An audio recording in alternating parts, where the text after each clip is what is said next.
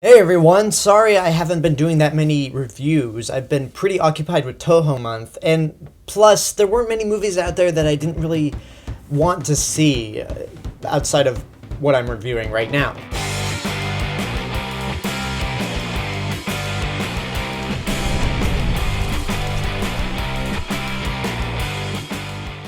Kung Fu Panda 3, which is possibly the final film in Dreamworks' Kung Fu Panda series. This movie brings back Po, the dragon warrior voiced by Jack Black, who is now taking the reins of being a teacher to the Furious Five. As this is going on, a panda has entered the village and is revealed to be Po's father. Po goes with him back to this hidden panda village so he can learn how to be a panda. Basically catching up on the childhood that he could have had if he wasn't raised by a goose. In the spirit realm, an evil warrior named Kai, who was a friend of Master Oogway, the tortoise master who picked Po to be the dragon warrior, has returned to the mortal world to collect the chi of all the great masters of China, including the dragon warrior. And as you can imagine, it's up to Po to stop him and save the day. Now this is part 3, so obviously having not reviewed the other Kung Fu Panda movies on this channel, I basically have to give a brief sum up of what I thought of the first two movies. The first Kung Fu Panda movie was a huge surprise for me because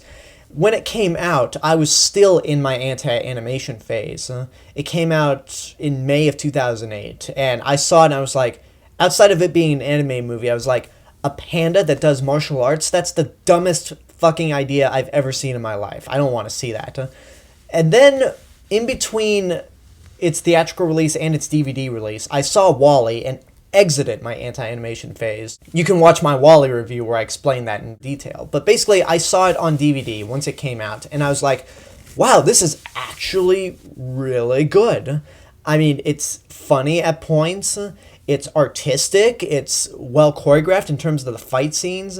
It's basically an animated Shaw Brothers movie. Like, the fight choreography in these Kung Fu Panda movies are so over the top, but they're like art in a way. It's like Shaw Brothers mixed with Crouching Tiger, Hidden Dragon.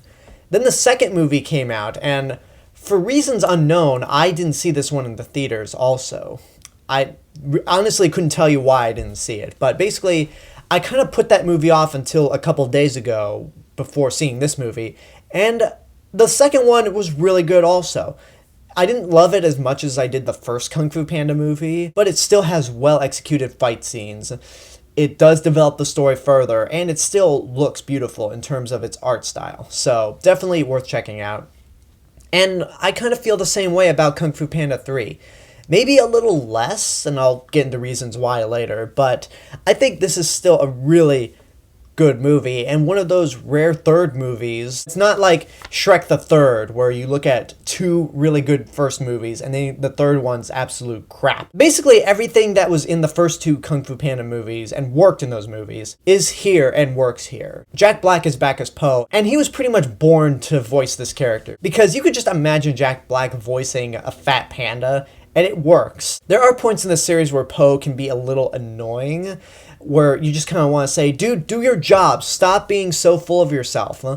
But you still like the character, and in the end, he does get the job done. And then the other voice actors from the other movies are back, and they still do a really good job. You have Angelina Jolie, Seth Rogen, David Cross, Jackie Chan, Lucy Liu, Dustin Hoffman. In terms of newcomers, we have Bryan Cranston playing Po's father. As Po's father, he works pretty well, and you get a good father-son relationship between these two characters. There is a little predictability in terms of their relationships, like you can kind of see where it's going to end up and where it's going to flow.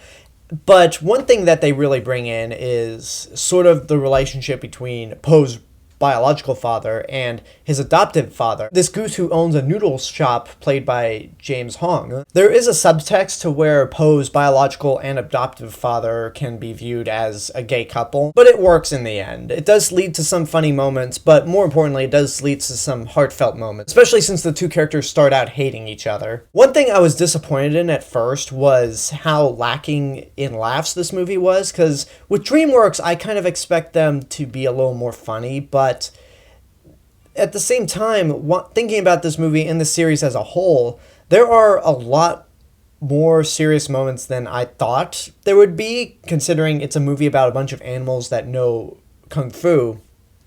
But it ultimately works.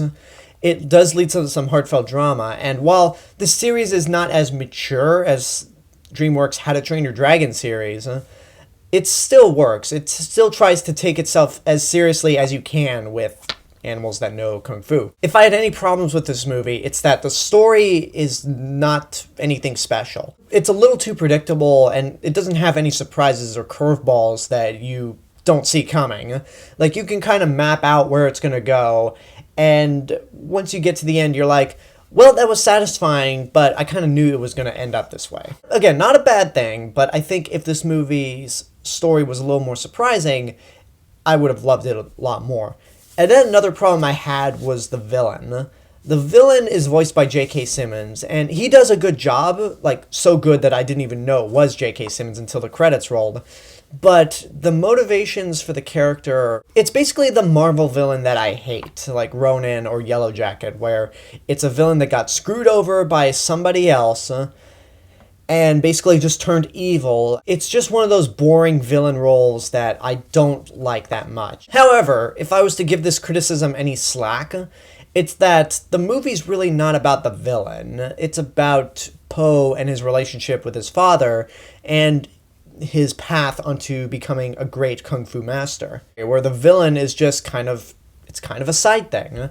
So in the end, while I don't think Kung Fu Panda 3 is the best of the series, in fact, I think it's actually the weakest, I still think it's really good. It's got great martial arts sequences, it looks beautiful. In fact, there's a montage in this movie that changes art style completely. I mean, it's still CG, but the artwork is drastically different from being just a regular CG animated movie. So that's something that makes this series kind of special, is how much work they put into making different art styles for this thing.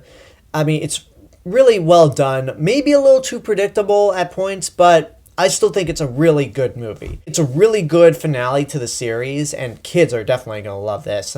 And you'll be happy to know that it's not like another Shrek the Third, where it's a shitty movie that followed two really great ones. So Kung Fu Panda 3, good, but not great. And that's my review for Kung Fu Panda 3. Leave a comment and tell me what you thought of the movie. If you've seen it, what did you think?